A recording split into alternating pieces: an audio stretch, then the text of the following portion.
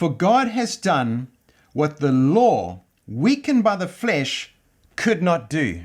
And so the law could never save us because of the weakness of our flesh. Our flesh is unable to fulfill God's law. It's impossible for human beings to fulfill God's law because of the weakness of our flesh, because we are dead in sin and under the power of the sinful nature. So if it was up to us to save ourselves, we'd be lost for all eternity because we can never do it.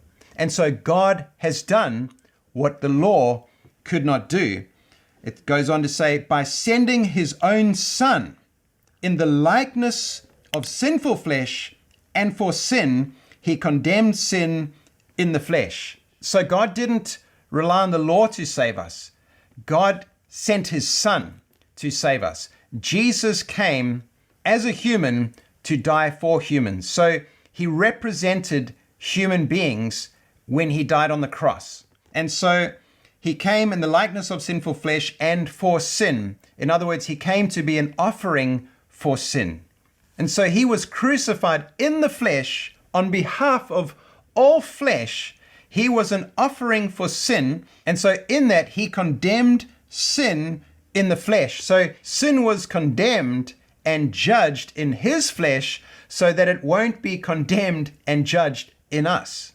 And so Jesus has done what the law couldn't do, what we couldn't do.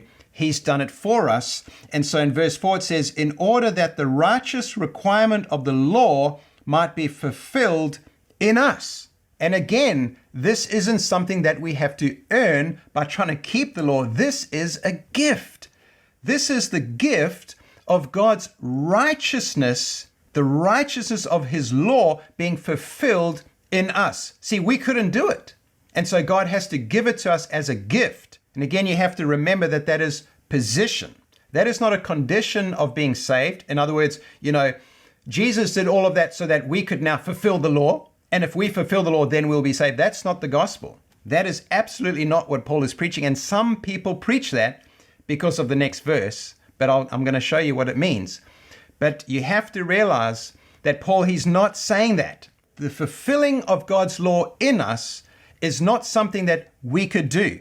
That is something that God has done through Jesus. If all of our transgressions and breaking of the law have been removed from us, then it means that we've actually fulfilled the law. And this is what has taken place through the sacrifice of Christ. And so now, because of God's grace, all of the righteous requirements of the law have been fulfilled in us.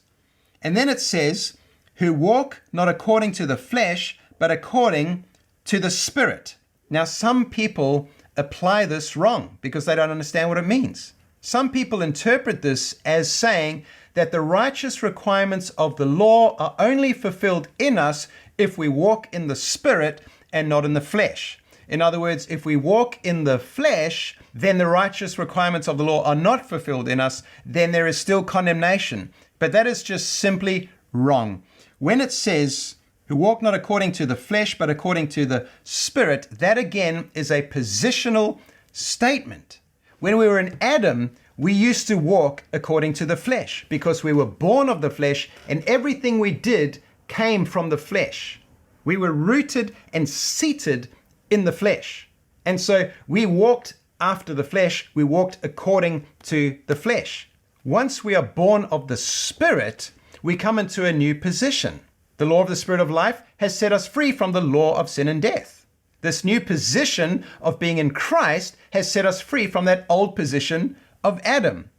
Now we no longer walk according to Adam and dead in the flesh. Now we walk according to the Spirit because we've been born again.